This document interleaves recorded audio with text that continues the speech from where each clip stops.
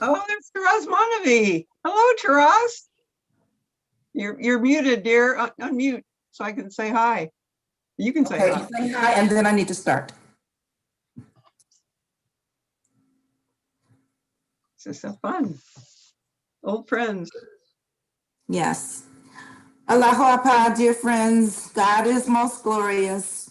Welcome to the Sunday morning devotional program, sponsored by the Spiritual Assemblies of the Baha'is of South DeKalb County and Sandy Springs, Georgia. So wonderful to have all of you with us today. Across the globe, the teachings of the Baha'i faith brought to us more than 150 years ago by His Holiness Baha'u'llah, its founder, and whose name in Arabic means the glory of God. His teachings have inspired and continue to inspire individuals and communities as they strive to improve their own lives and contribute to the advancement of civilization. Baha'i beliefs address such essential themes as the oneness of God and religion, the oneness of humanity and freedom from all forms of prejudice, the inherent nobility of the human being, the progressive revelation of religious truth, a gradual unfolding of God's purpose with the appearance of each divine teacher, the development of spiritual qualities, which allows us to reflect the image God made us in, the integration of worship and service with work performed in the spirit of service actually being accounted as worship in the eyes of God, the fundamental equality of the sexes more widely evidenced in a setting of equal opportunity, the harmony between religion and science as an established fact, the centrality of justice in all human endeavor, the importance of education, particularly for children, and the dynamics of the relationships that strive to bind together individuals, communities, and institutions as humanity advances towards its collective maturity. Friends, we've been having wonderful, amazing programs every week. And this week, we're going to be doing the same. We're pleased to have you join us. Again, welcome. We will begin with opening devotions. Please mute yourselves if you're not speaking and silence any electronic devices if you are speaking. Thank you.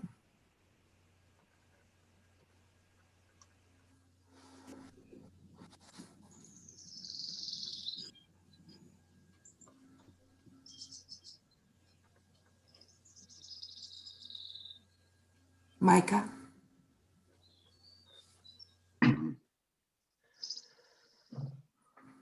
Oh my God, my Lord, and my Master. I have detached myself from my kindred and sought through thee to become independent of all that dwell on earth and ever ready to receive that which is praiseworthy in thy sight.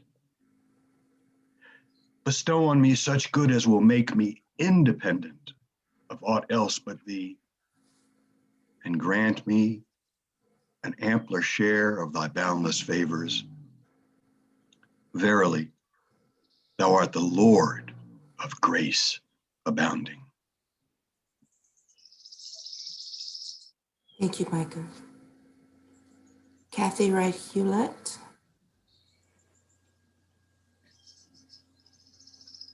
I have wakened in thy shelter, O my God, and it becometh him that seeketh that shelter to abide within the sanctuary of thy protection and the stronghold of thy defense.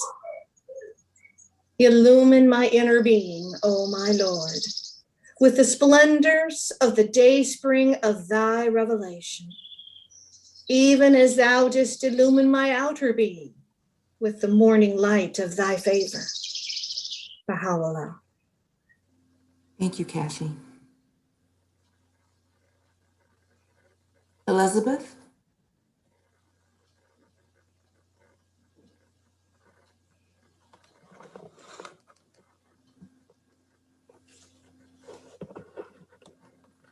My God, whom I worship and adore, I bear witness unto thy unity and thy oneness, and acknowledge thy gifts both in the past and in the present. Thou art the all-bountiful, the overflowing showers, of whose mercy have rained down upon high and low alike, and the splendors of whose grace have been shed over both the obedient and the rebellious. O God of mercy, before whose door the quintessence of mercy hath bowed down, and round the sanctuary of whose cause loving kindness in its inmost spirit hath circled, we beseech thee, entreating thine ancient grace and seeking thy present favor, that thou mayest have mercy upon all who are the manifestations of the world of being, and deny them not the outpourings of thy grace in thy days. All are but poor and needy, and thou verily art the all-possessing, the all-subduing, the all-powerful Baha'u'llah. Thank you, Elizabeth. Natalie?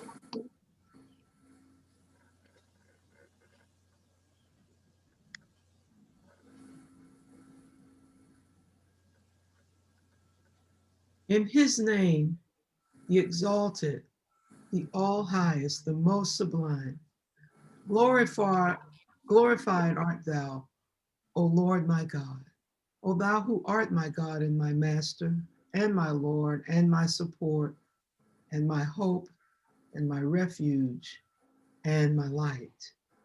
I ask of thee, by thy hidden and treasured name, which none knoweth save thine own self, to protect the bearer of this tablet from every calamity and pestilence, from every wicked man and woman, from the evil of evildoers, and from the scheming of the unbelievers. Preserve him, moreover, O my God, from every pain and vexation, O thou who holdest in thy hand the empire of all things. Thou truly art powerful over all things. Thou doest as thou willest and ordainest as thou pleasest. Baha'u'llah. Thank you, Natalie. Welcome. Carrie?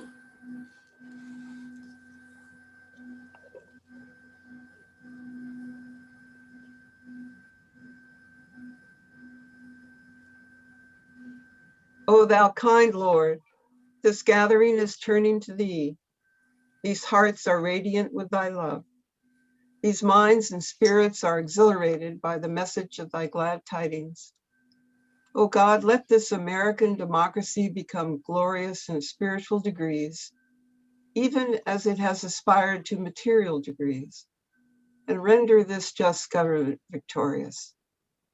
Confirm this revered nation to upraise the standard of the oneness of humanity, to promulgate the most great peace, to become thereby most glorious and praiseworthy among all the nations of the world. O God, this American nation is worthy of thy favors and is deserving of thy mercy. Make it precious and near to thee through thy bounty and bestowal. Abdu'l-Baha. Thank you, Carrie. Micah?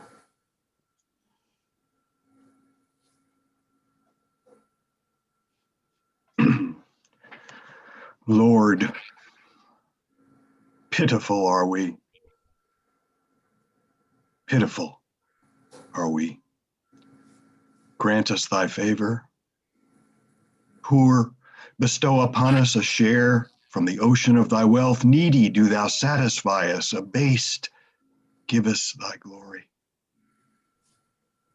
The fowls of the air and the beasts of the field receive their meat each day from thee, and all beings partake of thy care and loving kindness. Deprive not this feeble one of thy wondrous grace, and vouchsafe by thy might unto this helpless soul thy bounty. Give us our daily bread, and grant thine increase in the necessities of life, that we may be dependent on none other but thee, may commune wholly with thee, may walk in thy ways and declare thy mysteries. Thou art the mighty and the loving and the provider of all mankind.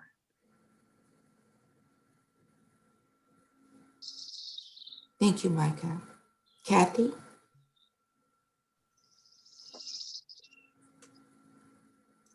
Consecrate thou, O my God, the whole of this tree unto him, that from it may be revealed all the fruits created by God within it for him, through whom God hath willed to reveal all that he pleaseth. By thy glory, I have not wished that this tree should ever bear any branch, leaf, or fruit that would fail to bow down before him on the day of his revelation, or refuse to laud thee through him as beseemeth the glory of his all-glorious revelation, and the sublimity of his most sublime concealment. And shouldst thou behold, O my God, any branch, leaf, or fruit upon me that hath failed to bow down before him on the day of his revelation, cut it off, O my God, from that tree, for it is not of me, nor shall it return unto me. The Bob. Thank you, Kathy. Elizabeth?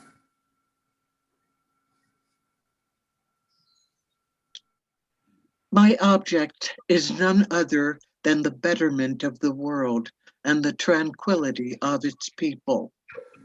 The well-being of mankind, its peace and security are unattainable unless and until its unity is firmly established. This unity can never be achieved so long as the counsels which the pen of the Most High hath revealed are suffered to pass unheeded. Through the power of the words he hath uttered, the whole of the human race can be illumined with the light of unity, and the remembrance of his name is able to set on fire the hearts of all men and burn away the veils that intervene between them and his glory, Baha'u'llah. Thank you, Elizabeth. Natalie?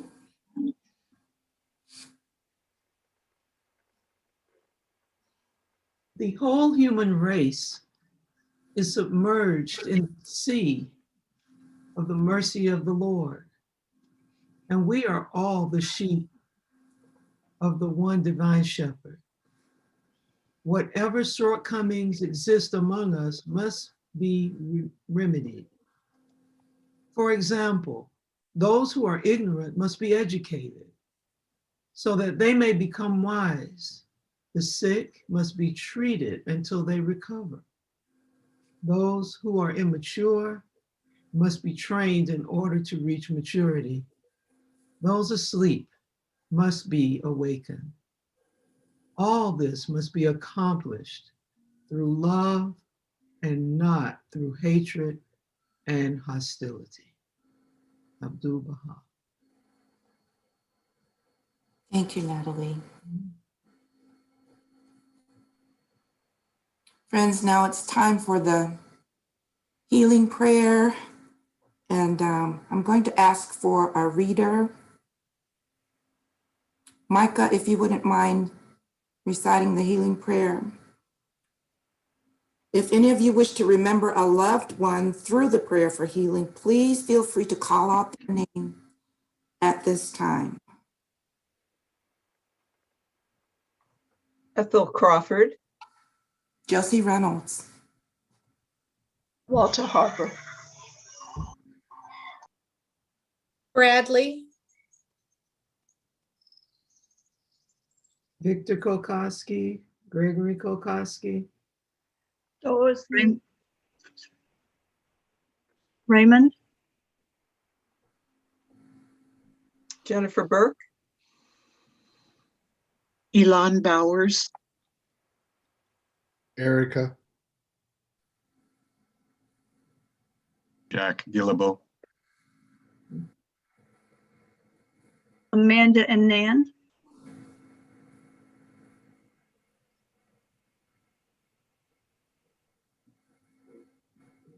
Marion Hatch,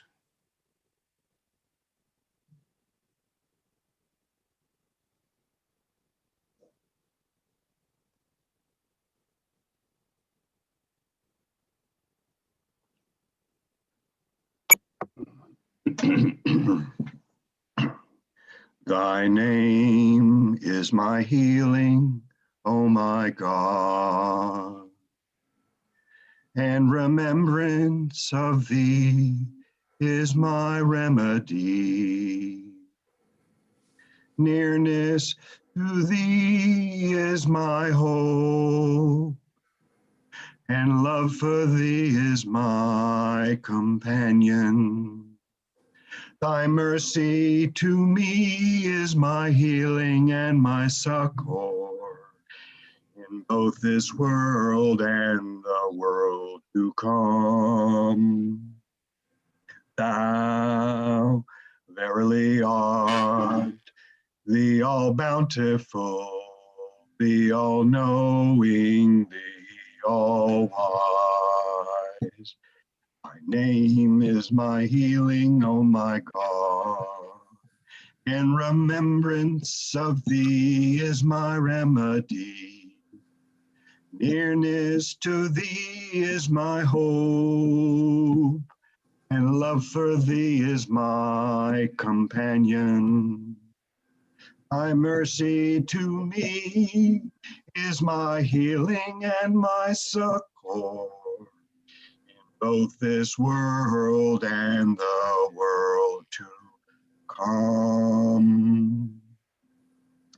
Thou verily art the all-bountiful, the all-knowing, the all-wise.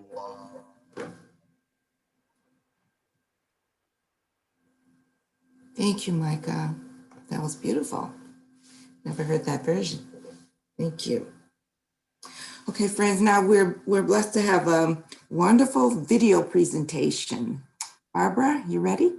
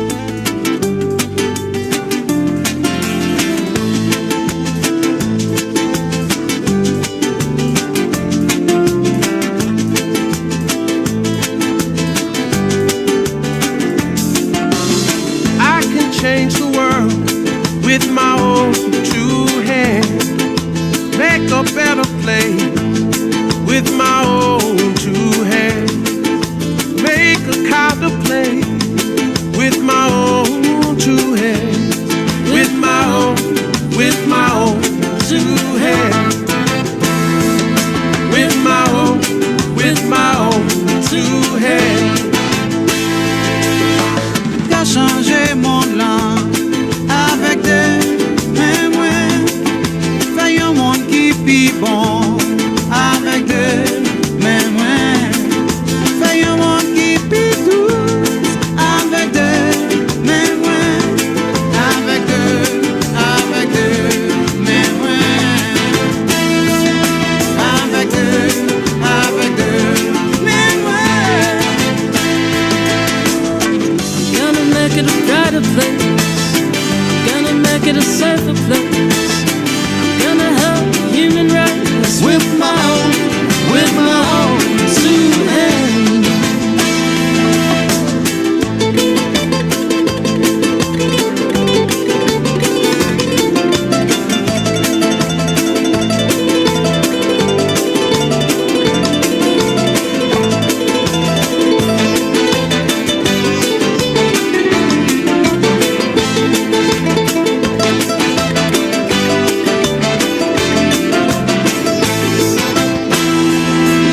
Je veux changer le monde avec mes deux mains. Faire un monde meilleur avec mes deux mains. Faire un monde plus doux avec mes deux mains. Avec mes deux mains. Avec mes deux mains. Avec mes deux mains. Avec mes deux mains. I'm gonna make it a brighter place. I'm gonna make it a safer place. I'm gonna help the human race. And I hold you. And I comfort you. But you got to use your own two hands.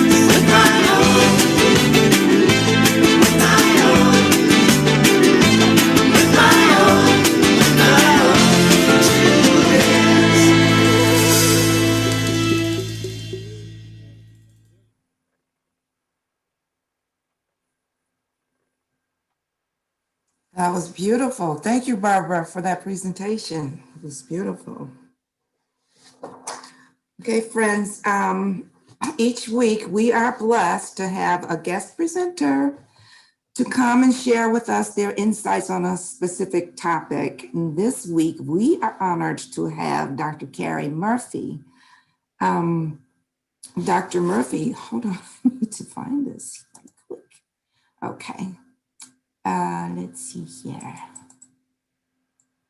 Yes, Dr. Murphy is a retired earth science teacher who taught for 25 years in South Carolina public schools and universities.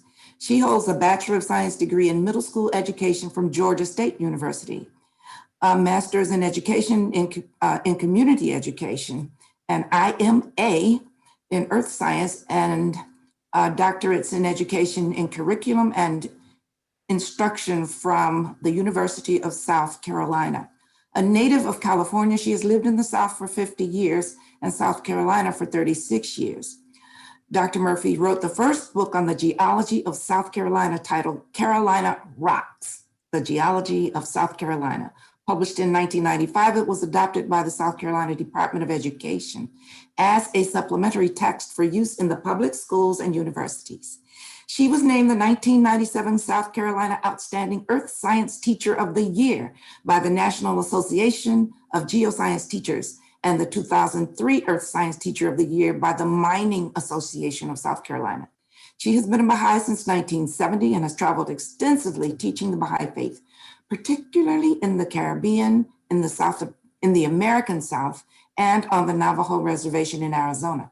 She is currently writing a book on science and the religion titled The Scientific Revelation, a Baha'i Perspective on Science and Religion.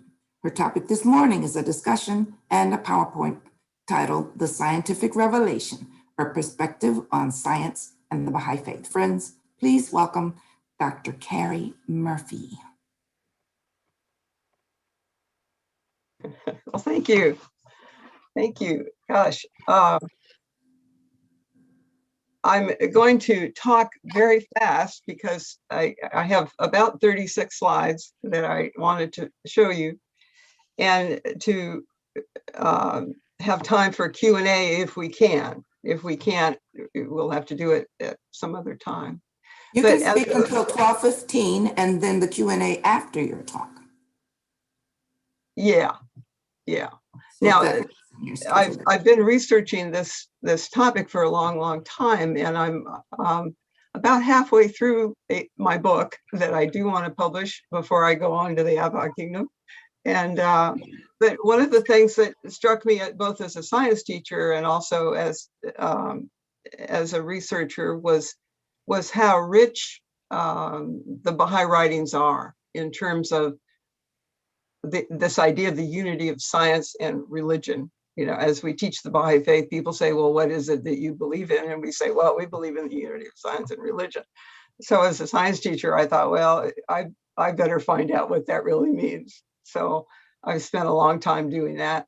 And as many of you have, So what I want to do today is to just kind of go through some of the major pieces of guidance, the quotes that I found. Of course, there are many, many. I've chosen some of the major ones, and then to talk about it.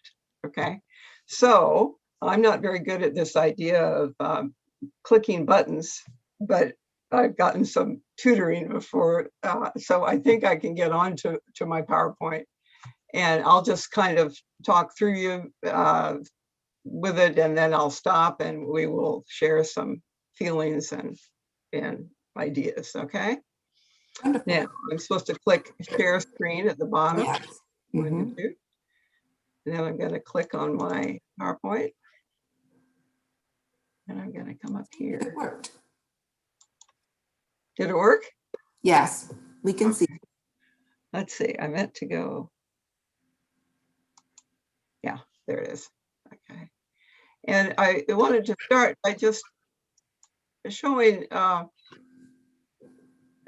that there is authority for what I'm going to show you. These writings that we've said this morning and that we'll be looking at here. This is a tablet of Baha'u'llah, who is our manifestation of God for the we believe. And then there's Abdu'l Baha, his son, who also wrote extensively on science. And we study what he said as well. He was named by his father the center of his covenant and the sole interpreter. He died in 1921, so this is the 100th year of his passing. So it's a very special time for Baha'is. And then Shoghi Effendi, who was the guardian of the Baha'i faith from the death of his grandfather, Abdu'l Baha, until 1957. So let's start here. Out of the wastes of nothingness with the clay of my command, I made thee to appear and have ordained for thy training every atom in existence and the essence of all created things. What Abdu'l Baha, what Baha'u'llah is saying here, and this is one of the hidden words, is that this physical universe is our theater. It's what God has given us for our training. It's not to be gainsaid, meaning it's not to be sort of minimized. That in some eras of human history, people have sort of thought as the physical nature as being profane. Baha'is don't do that. Existence is a gift. Nature is a gift. And everything that we have in this physical realm is for our, obviously, our material and spiritual training. And that's a great thing. So let's just make clear that it's not profane in any way. And here Abdu'l Baha tells us that that religion must be in conformity with science and reason. Reason sometimes gets a bad rap as well. And so we want to make sure that reason and rationality are ideas that we contemplate and that we manifest in our lives. And this principle has not been revealed in any former books of divine teaching. Well, certainly people talked about knowledge, particularly the Quran, to gain knowledge and to improve your reasoning of things. But one of the things that I'm struck by is that this is the day for reason and knowledge and rationality to be taught really to the masses of mankind. This is for everybody. And that's real important for understanding what does the Baha'i teach, because this is urgent, that everyone all over the world understands that reasonable rationality and reason and science are for every single person. It's not just for the white man in the white robe, in the white jacket, smoking a pipe and being a scientist. That it's for all of us, and we'll revisit that here shortly. And here's what we're given All blessings are divine in origin, but none can be compared with the power of intellectual investigation and research, which is an eternal gift. And one of the things that, as I was in grad school, maybe you had the same thought when you were in school, that, you know, I worked so hard to learn all my studies, and then I'm going to die. And then it's all gone. And what Abdu'l Baha says is that knowledge is everlasting, that it's useful in the next world. It's important in the next world. And it's an everlasting possession. So all of the things that you want your children to understand too, I think, is that knowledge is forever, and we will use it in an eternal way. It's an eternal blessing and divine bestowal, the supreme gift of God to man. Well, whenever I see superlatives in the Baha'i writings, my ears go up. And this, of course, is a superlative, the supreme gift of God to man. So it must be really, really important. And of course it is. And I just wanted to share with you this wonderful picture that was produced in the late 90s, early 2000s. Does anybody know what this is? Just unmute yourself and call out. It's the galaxy. That's right. How many galaxies? Is there more than one? There's thousands of them. Those are all galaxies. Those are all galaxies. That's right. This is a wonderful picture taken by Hubble. And I'm going to show you a couple more in a bit. This is called the extreme deep field. And this, what you're looking at is 10 billion years into the past. And the universe is thought to be only 13.7 billion years old. And so what scientists have done is they've said, well, what's out there? And so this is the deepest field we've ever gotten. Hubble did one that was about half that distance, but it's 10 billion light years into the universe. And when Hubble took this picture, Hubble telescope, not Hubble the man, but this is 1 cubic centimeter of space. And Hubble looked at it for over a week, just this 1 square centimeter of distance. So the beauty and the efficacy that God has given to man to unearth the past is spoken of in the Baha'i writings as being, of course, wonderful, but also essential. And here we are. This is surely all of my life, and yours as well, has been a golden age of science. We've made all kinds of breakthroughs, this being one of them. And this too is just the beauty of it. This is called Pillars of Creation in the Eagle Nebula. It's about 8,000 light years away. And this is where stars are born.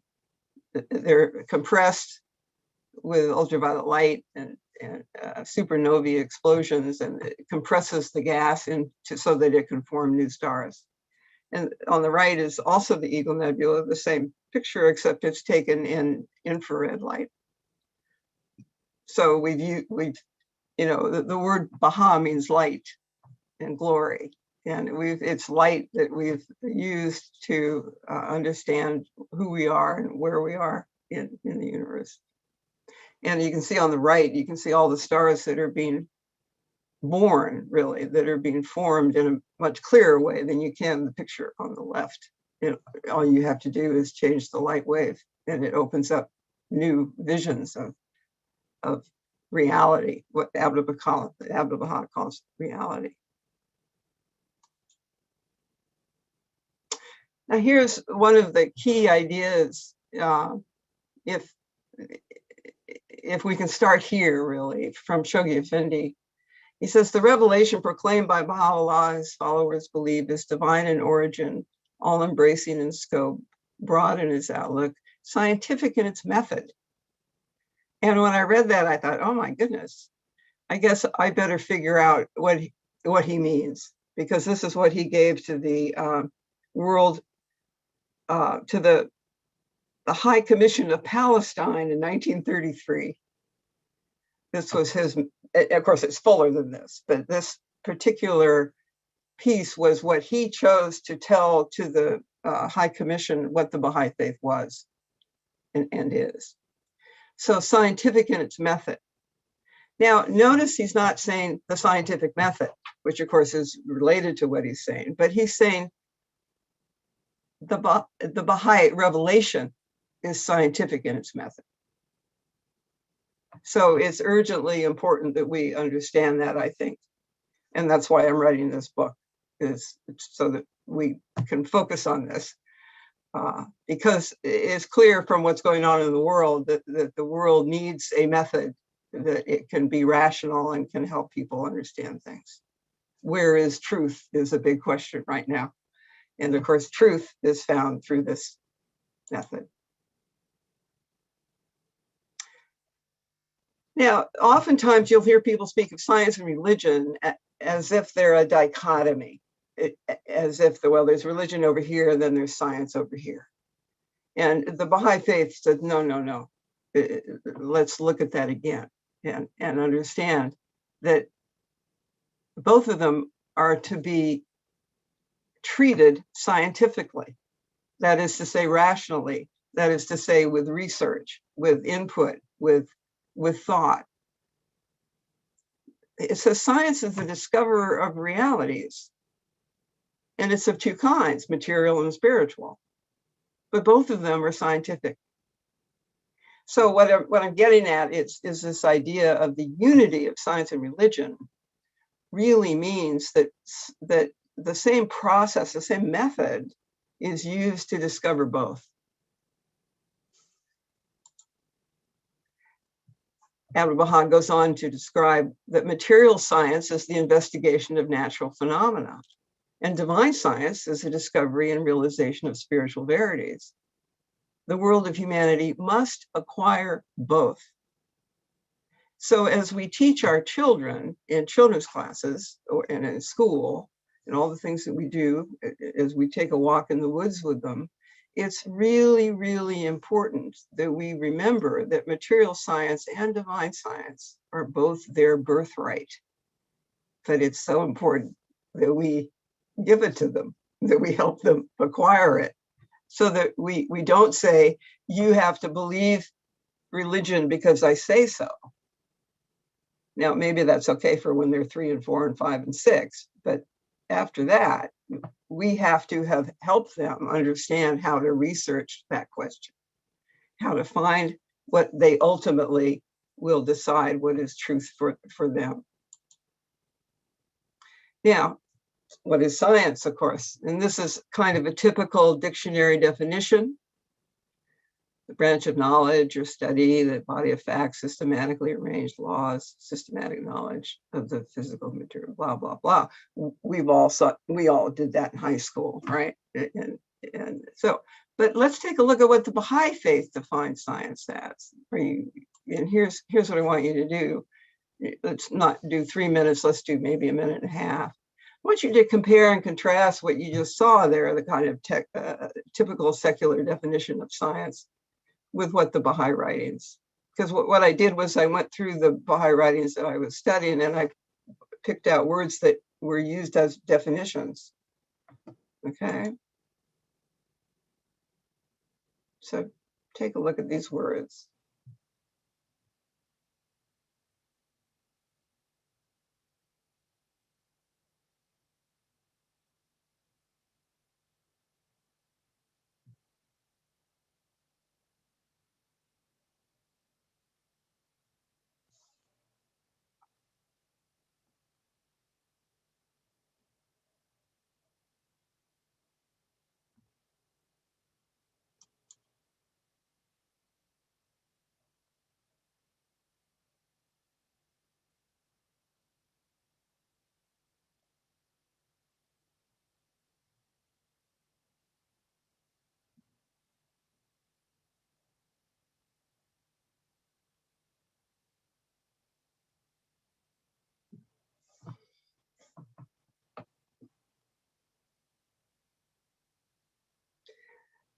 Yeah, I want you to ask yourself, how does this differ from the first definition?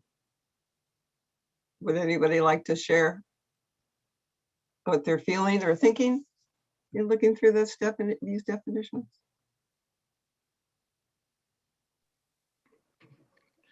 Well, I'm overwhelmed by your list of definitional terms or characterizations. I mean, there really is no comparison. This is overwhelming. This is all encompassing. There's some obviously semantic overlap in some of the phrases with the definition from the dictionary.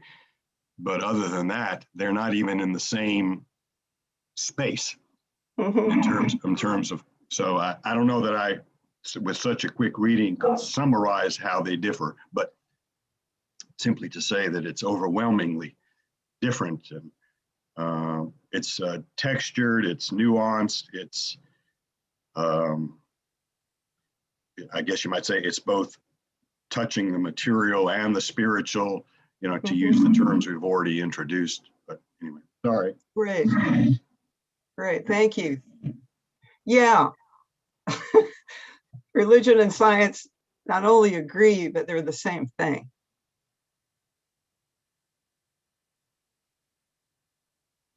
Yeah, I'd say that again, I'd echo what Micah just said. It really is overwhelming, but also in contrast to the dictionary definition, it extends, science extends to all phases of life, material and spiritual. And this is something really, again, what some of your previous slides carry, that you said that it extends to the spiritual realm as well as to the material. And this is something that the previous religions have not touched upon. Okay. Well, thank you. Now, hold those thoughts as we move forward. Now, here's a wonderful passage that I really love. It's Abdu'l-Baha's promise. He says, put all your beliefs into harmony with science. There can be no opposition, for truth is one. When religion, shorn of its superstitions, traditions, and unintelligent dogmas, shows conformity with science, there will be a great cleansing force in the world, which will sweep before it all wars, disagreements, discords, and struggles. And then will mankind be united in the power of the love of God. And of course, I would pose the question, is it magical? Or is there something else going on if we do these things? And of course, I propose that it's because we will change, that we will be capable of sweeping away all wars, disagreements, discords, and struggle, because we will have become coherent with what Shoghi Effendi said to the High Commissioner of Palestine, that the Baha'i method is scientific. And that's what people need to be able to have. If we're going to change the world, we have to change ourselves in this way, among other ways, but certainly this way. It's foundational. And this comes from Paris Talks. There's wonderful passages in there about science. And here are the challenges that man has in order to sweep away all wars and discords. That the House of Justice has asked us to be involved in discourse with the world. And these are some of the topics that we can delve into. It isn't like there's, not enough to research or not enough to be interested in. And all these things are out there, but all of them are solvable with the techniques, with the methodology of scientific development. And again, here's Abdu'l-Baha using the metaphor that he also uses for the equality of women and men about the bird. The bird has got two wings. And if one wing isn't strong, if the word of religion, the wing of religion isn't strong, then man falls into superstitious, vain imaginings, going back to, thousands of years ago, and let's worship the sun, or let's worship rocks or gems or whatever. No, let's not. Let's move forward.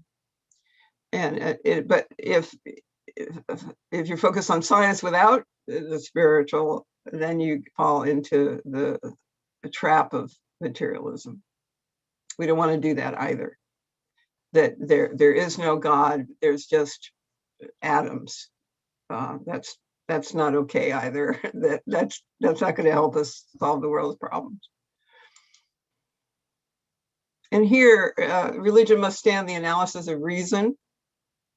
It must agree with scientific fact and proof, so that science will sanction religion and religion fortifies science. That both are indissolubly welded and joined in reality. Here's where I say again that the idea of, well, there's science over here and religion over here, and let's not talk about religion, kind of that our culture kind of throws at us. No, that's not what we're to be doing. We're really to be understanding that it is welded and indissolubly welded and joined in reality. That God didn't give us these two great ideas, these two great tools, and said, now, keep them separate. No, they aren't separate. God created both. Science and religion belong to God.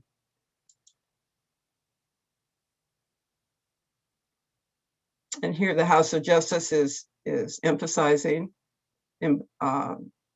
that our vision, our goal is to create a global civilization which embodies both the spiritual and material dimensions of existence. The prosecution of this vast enterprise will depend on a progressive interaction between the truths and principles of religion and discoveries and insights of scientific inquiry. Now, this is something that I like.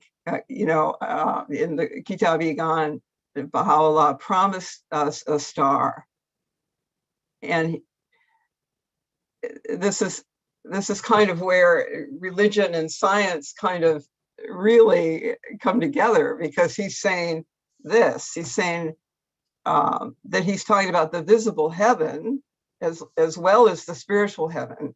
When a new revelation comes, God sends a star, apparently. That's what he's saying here.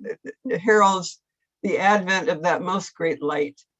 In like manner, in the invisible heaven, the spiritual heaven, a star may be made manifest, will act as a harbinger of the break of that true and exalted morn. These twofold signs, the visible and invisible, have announced the revelation of each of the prophets of God, as is commonly believed. We think of the Star of Bethlehem when Christ came. So I often thought, well, was there a star? And it turns out there was. I researched it. I said, what was going on in the 19th century? There had to be something. The Bab came in 1844. So I wanted to share this with you. This is our star. This is Eta Carina. This was the second brightest light in the 19th century in 1843. And it's still there, but we couldn't see it without Hubble, like this. I mean, people saw it. They saw it as early as 1677 when it was expanding, doing its wild thing. It's a pre-hypernova binary star system. We found it was binary, 2 stars. In 2005, it was confirmed. It was understood in the 1990s with Hubble, but it was confirmed in 2005. And it was called the Great Eruption from 1837 to 1856, which I believe is is 18 or 19 years there, that it was luminous, reaching its peak in March 11 to 14, 1843. And then it violently expanded again in 1892, which I love. But of course, this is the year Baha'u'llah died. He went on to the next world. And this is a 2019 picture showing X-ray light. And this is what it looks like in the heavens. It's right here. It's one of the largest stars in the galaxy. It's one of the largest stars in any galaxy. It's a luminous blue variable, and it's a monster, and it's binary. Isn't that cool? You guys like the fact that we have a star? And it's a very famous star. People study it because it's so outrageously interesting. So if you want to Google it, it's ETA Carina, Eta Carina. Okay. Then I love this quote. Religion and science are intertwined with each other and cannot be separated. These are the two wings with which measurements fly. Every religion which does not concern itself with science is mere tradition, and that is not the essential. Therefore, science, education, and civilization are most important necessities for the full religious life. Now, some of my students would say, I'm a Christian, I don't need to study science because I know I'm saved. I'd say, well, okay, but there's maybe some more things out there that would do you well if you knew about them. But certainly for our children, for Baha'i children, it's really important that our classes and our conversation with them includes these ideas that we're being given by our faith.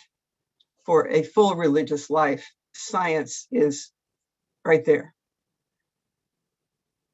And we need to manifest that. And then, of course, to do that, we have to know what it is that it says, our faith. And so that's this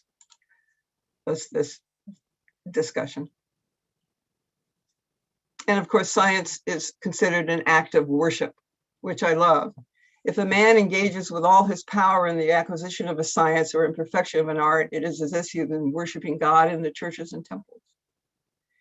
What bounty is this, greater than this, that science should be considered as an act of worship? So when your kids don't want to do their science homework, let them know, teach them as they grow up that the acquisition, the work it takes to learn science is not in vain. It is not busy work. It is not something that we can just slough off and sort of do haphazardly. That God wants us to really be good scientists, to think rationally and to learn about the world because it's so beneficial to ourselves and to mankind. And then I love it when Abdu'l-Baha poses rhetorical questions. And of course, we make it not so rhetorical because we contemplate it. But he's saying, shall blind imitations of ancestral forms and theological interpretations continue to guide and control the religious life and spiritual development of humanity today? Now, it's clear that if one is going to be scientific and factual and rational, that one has to see the ancestral forms for what they are, which is our heritage. And we're very happy to honor them. But we don't have to pretend that they're literally true anymore, that mankind did that when we were young. And that's okay. That brought us to where we are today. But it's sort of like a child who's going into high school can't pretend that the curriculum that they learned in first grade is adequate, because it's not. And to do so would in fact hurt the child. So it's important that as we move forward into maturity, that we honor the past and all the religious methods that God used to educate mankind to be in a place where we can even think globally, and not feel guilty or that we're doing something wrong when we say, you know, I really don't have to believe that the earth is flat and that that God made everything instantaneously in the Garden of Eden. That all these kinds of things are part of our religious heritage, but not our activity today, I think is what he's saying. And then he's another question: shall man gifted with the power of reason unthinkingly follow and adhere to dogma, creeds, and hereditary beliefs, which will not bear the analysis of reason in this century?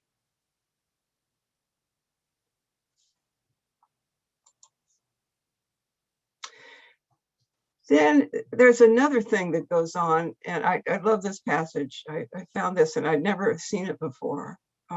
We love those men of knowledge.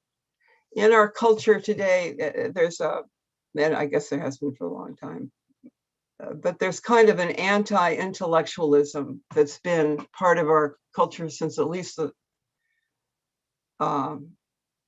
late 19th century, when sort of fundamentalism broke into writing books on itself. But it's part of the American culture for sure. Sort of don't try to be too smart, you know, don't know too much. And those people who do are a suspect. We don't really need them necessarily, because we have common sense, right? Well, we see what that's gotten us just in the last few years. Baha'u'llah says, verily, we love those men of knowledge who have brought to light such things as promote the best interests of humanity. And we aided them through the potency of our behest. For well are we to achieve our purpose. Beware, my loved ones, lest ye despise the merits of my learned servants, whom God hath graciously chosen to be the exponents of his name, the fashioner of his mankind. That we are to honor knowledge and to honor people who are working on it. They're helping us all. Those men of learning devote all their energies towards encouraging the advancement of learning and civilization. Then he poses another question. Are they equal, those who know and those who do not know? Or is darkness equal with the light? That knowledge is one of the twin capacities of man.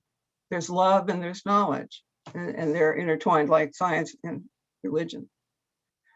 So to think that somehow knowledge isn't a gift and something to work and to dedicate one's life to is probably foolish. That it is a spiritual attribute of God. And we have to have our children understand that and honor it and be the best in class and want to be the best in class. And then the best in whatever their profession is. Because it's eternal, first of all. You're going to keep that through all the worlds of God. And it is helpful to mankind to have people who are have capacity.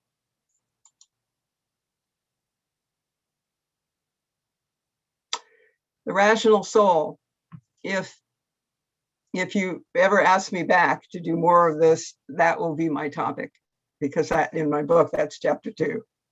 That what are the behaviors that we are to manifest? Well, it turns out there are writings that I found that are all about what are the behaviors? How is one rational? What is rationality? How is it spiritual? And how do we do it in a way that makes sense? So I don't have time to go into it today but I have 5 minutes. So we'll finish this up. And this is a prayer for knowledge.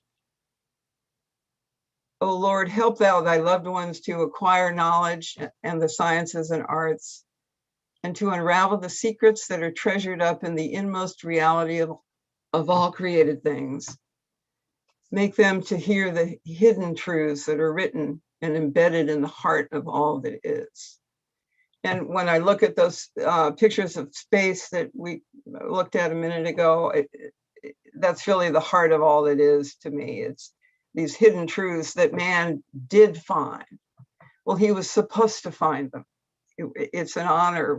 He was destined to find them. He was given the tools that people worked their lives out to get from the dawn of man, obviously, but I think particularly of the physicists who came in the 19th century and told us about the electromagnetic field and relativity and light, what to do with light.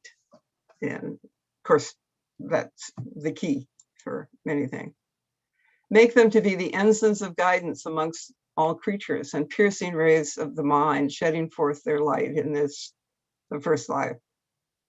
Make them to be leaders unto thee, guides unto thy path, runners, urging men on to thy kingdom. And that's what we do with science. And then this lovely, and Kathy, this is for you because it's a talk from a talk of out of Baha'i in Denver in 1912. Kathy used to live in Denver, not in 1912 though. But he says, verily, God has chosen you for his love and knowledge. God has chosen you for the worthy service of unifying mankind. God has chosen you for the purpose of investigating reality and promulgating international peace. But notice peace comes second. First comes investigating reality, that we have to be armed with knowledge and with love and with understanding this unity of knowledge and love. And then peace is a byproduct of all that. God has chosen you for the progress and development of humanity, for spreading and proclaiming true education. And that's not just for Kathy, it's for all of us. And I love this passage from Baha'u'llah. This is, of course, a picture of Abdu'l-Baha. Whoso makes efforts for us shall enjoy the blessings conferred by these words. In our ways shall we assuredly guide him. That whatever effort we make, we are guided and we will be helped. And it's true of our children, it's true of us. And it's not only a lifelong effort, but it's an eternal glory that everything we do has an outcome and will help. It will help mankind, it'll help our own souls. That these are spiritual virtues, science and religion. So I'm done. Now we can talk for a few minutes. Let's see. Now I have to click something. Take over at this point, and then we will have the questions and answers and comments. First of all, I wanted to thank you for that spectacularly fascinating presentation. It was absolutely outstanding. I can't tell you. I'll wait until folks are making their comments before I make my actual comment. Well, thank you. But it was really truly enlightening. A lot of what you said I've read or incorporated into talks or whatever, but this is putting it all together in one condensed space is just amazing. Thank you so much. And I do hope you come back and do talk about the rational soul. That would be awesome. I would love to. I would love to. Okay, now, friends. I usually do a weekend institute on this, and it takes that long to really get through it. So I apologize that it was so brief. No. That was a lot of very important information helping to rearrange our molecules. Anyway, Wonderful, thank you. Friends, if you have any comments, anything that you were inspired by Carrie's presentation, please feel free to speak up. And you will need to unmute yourselves in order to do it.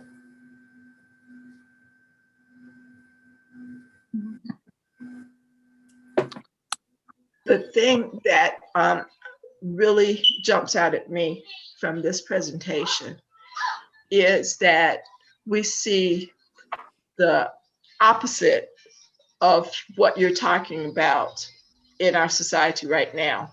The turning away from science and investigation, the turning away from understanding and knowledge, and how that has affected, you know, our environment, how we're so disunified, how we're so scattered and undisciplined in our thoughts.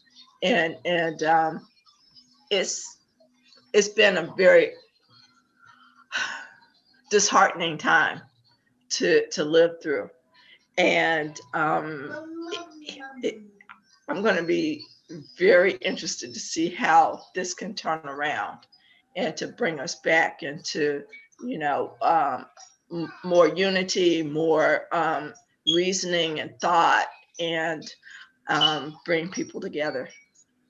So, well, thank you, Donna. And it starts with us, of course. And one of the things that you might think about is to look at your curriculum in whatever field you're doing with your children and youth, and talk to them about science and religion, talk to them about what you've seen and heard, and have the books with these quotes in them. But if we aren't teaching if we aren't giving our youth the vision of the importance of science and religion, then we're missing the boat. I feel that we can infuse it in whatever else we're doing with our youth and our children. Think about ways to infuse these truths. Again, Carrie, Carrie, excellent. There. And had a couple thoughts. You know, I see another aspect. I see science and religion as kind of complementary to each other as well. For example, if we only have religion and not science, you know, then we may have strong beliefs, but you know, but science, for example, you know, can help provide us with material well-being. Otherwise, we might be in cold, dark houses. You know, we might not have enough food. You know, we might be sick. You know, so science can help us there, you know, with material aspects as well as spiritual. On the other hand, if we only have science and not religion, then we might make material progress, but you know, if we don't have any spiritual guidance, we might blow ourselves up or cause other great harm. So I see both as complementary in that respect. And also, now I come from a very strong math and statistical background.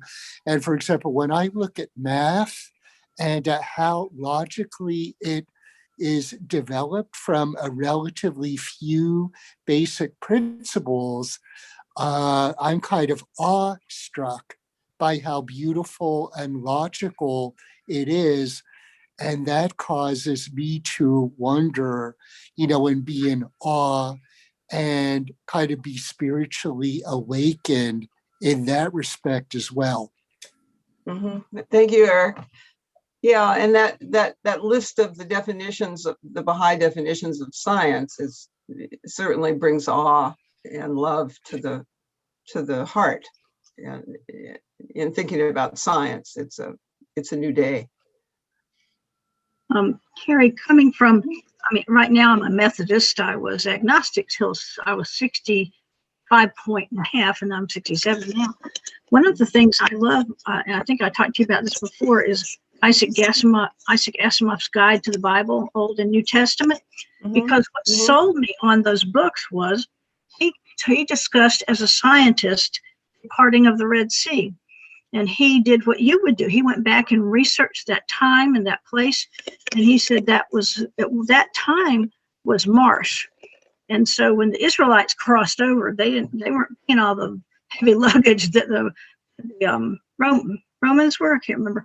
And so Pharaoh. I think it was a Pharaoh. Yeah.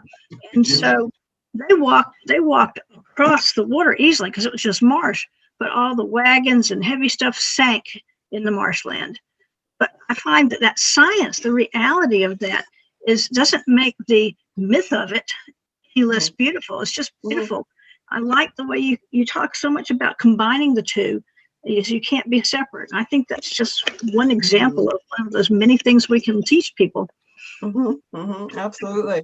Absolutely. And, there's myth is really an important part of our culture, and it's an important teaching tool.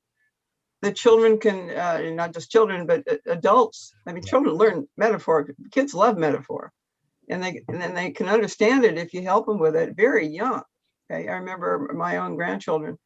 But metaphor allows you to keep an inward truth through time, because the metaphor still works, where people can understand the metaphor differently. And it's a wonderful, wonderful, divine gift, this whole idea of metaphor. So we're certainly not saying that by leaving the traditions and the dogmas that we're forgetting the metaphors, because we aren't. We can always take those metaphors with us. Micah, yeah. I have one trivial question and then a comment combined with a question. The trivial question is, do you happen to know a little bit about whether there was an individual at the time who discovered Eta Carina, if that person has a name and what he or she was about? Well, two things. One of the things they found around Eta Carina in the Carina Nebula is a dust ring that's over 1,000 years old. So that made me think, I don't know what the star was for Muhammad, but clearly it even could have been this, because of this dust ring so it's been around for, they think, about 3 million years. It's actually a very young star, but as you may know, young stars burn out very quickly. And so Eta Carina is interesting to science because it didn't supernova in 1843, but it almost did, or it sort of did.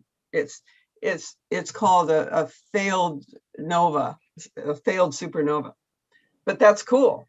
I mean, God does whatever he wills, So, but Edmund Halley saw it in 1677, but he couldn't see it the way you and I can see it just on our computer screen, because Hubble telescope hadn't been invented yet.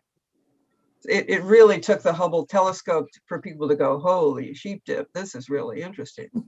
And all the web pages that you can go to, they're still talking about it. They're still studying it. It's actually one of the most studied stars out there, because it's just so bizarre. But the fact that it's binary, because there's a smaller huge star going around the huge star. And of course, for us, that's the Bab and Baha'u'llah. This binary revelation that we have equals the binary star that God sent. Thank you. Hermione, can I ask my second question? Sure. Go right ahead. This is the Q&A. Okay, well, I just didn't want to bump somebody. Hitchhiking on Donna's, the sentiment in Donna's comment, in remembering when you had those definitions of science, one of them was the first emanation to man. Mhm. You remember that in the Mhm. list?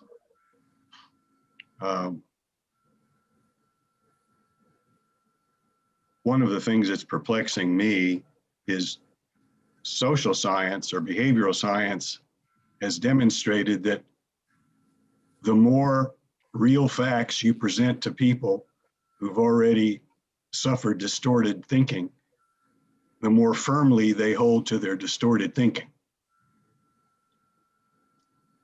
Mhm. It's been demonstrated. So I'm not actually trying to get you to solve this. I'm just saying it has troubled me that if facts can't seem to cure untruth, and in fact cause people to hold on to it more tenaciously, I'm getting kind of worried.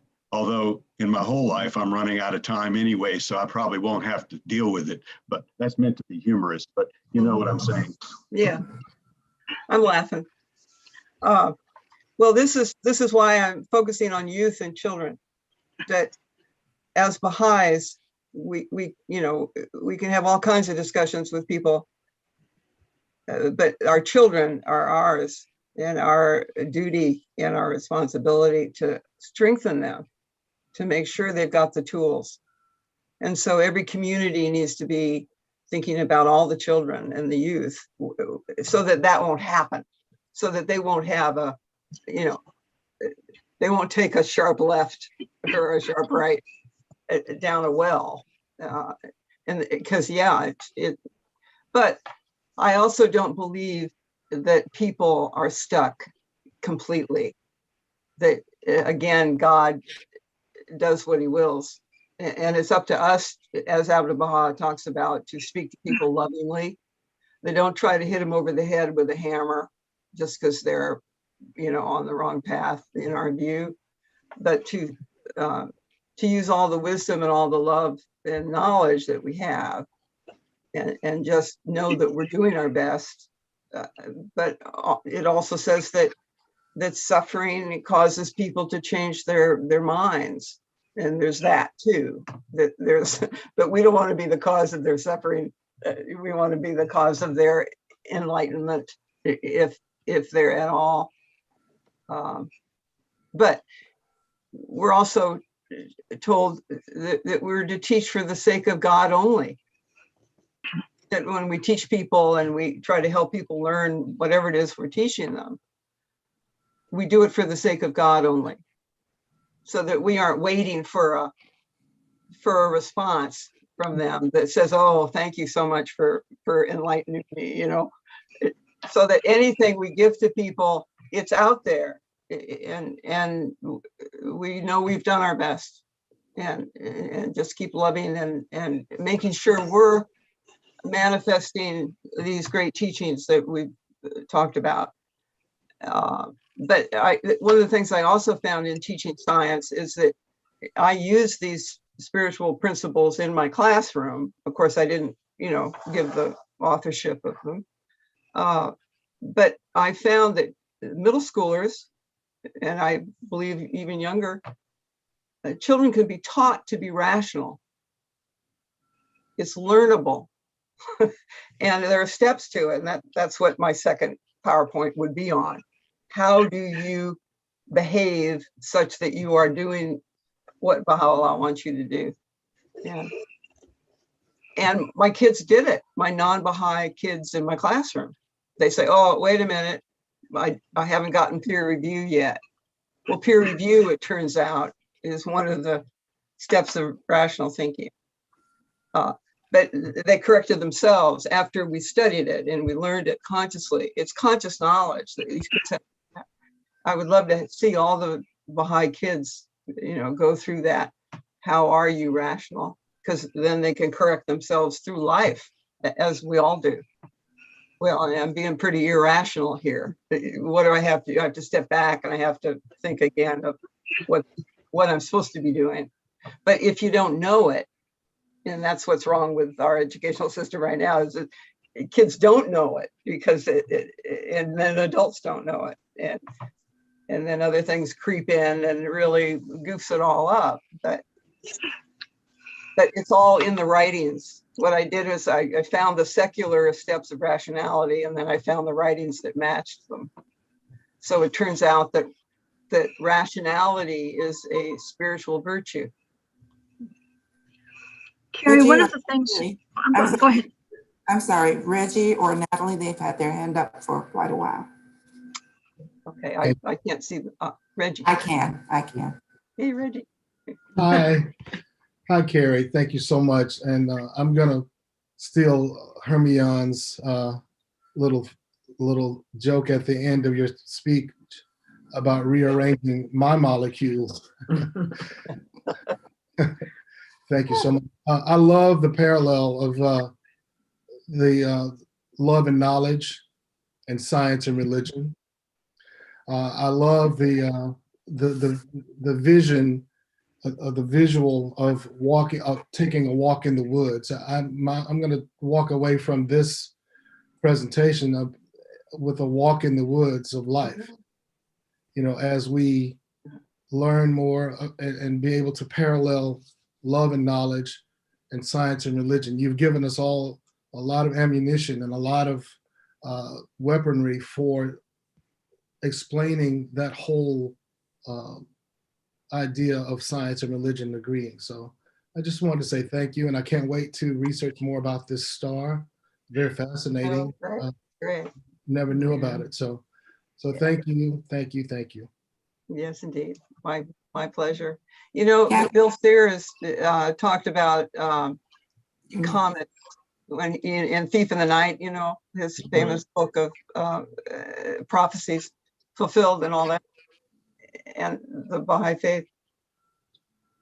But he didn't know about Eta Carina, I guess, because he never mentioned it in Thief in the Night. So it took the development of the Hubble Space Telescope, really. But had he not died in the early 90s, he would have.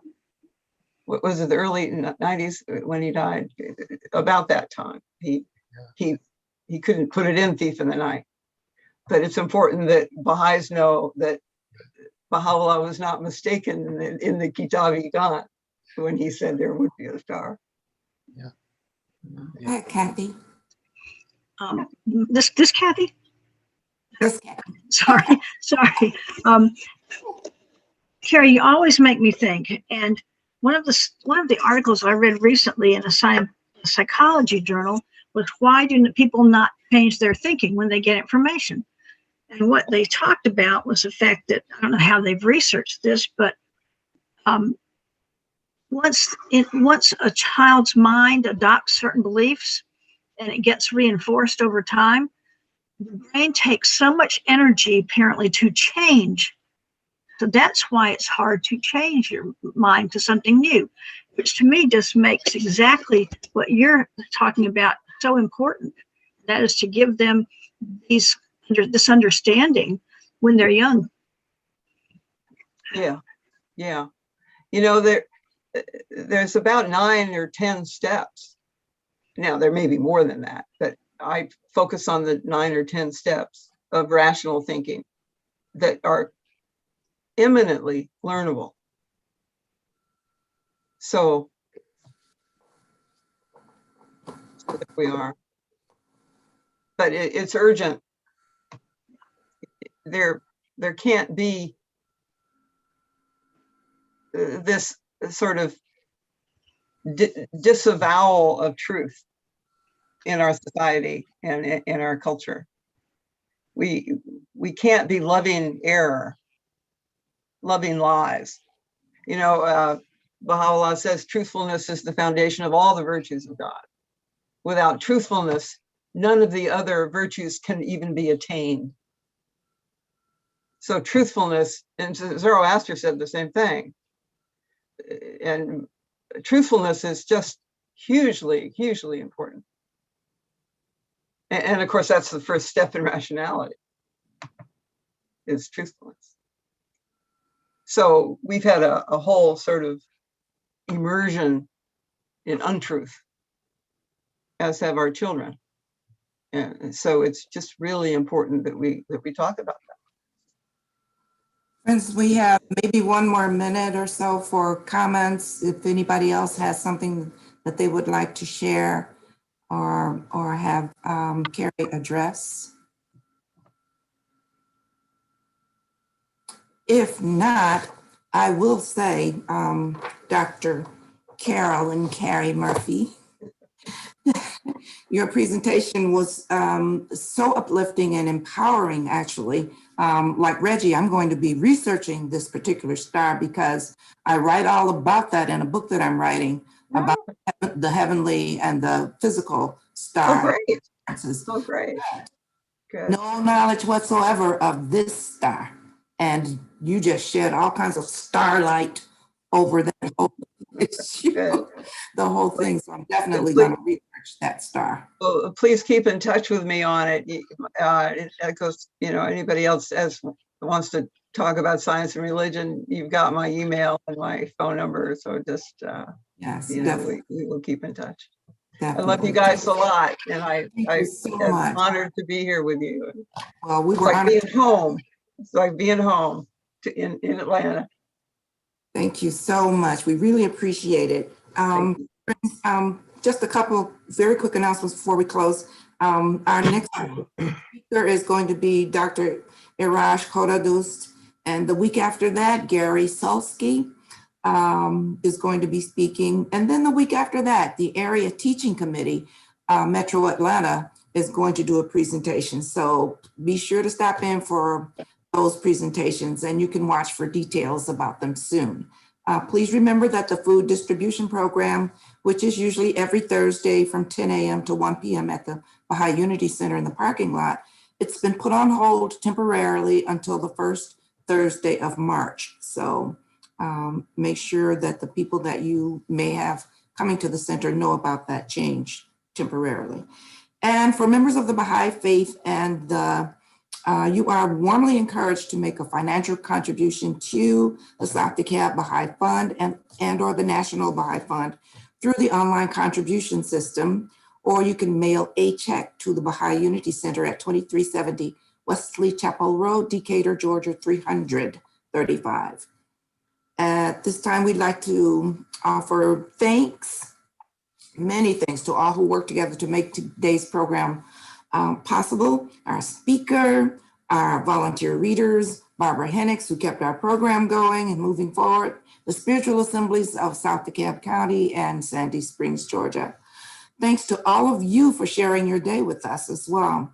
I'm Hermione Pickens. It's been a pleasure. Until next time, stay safe and well. We will end now with a closing prayer for the departed.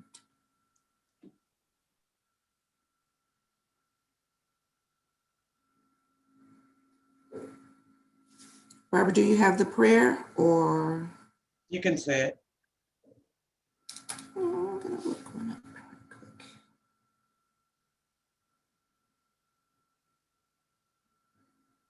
Sorry about that.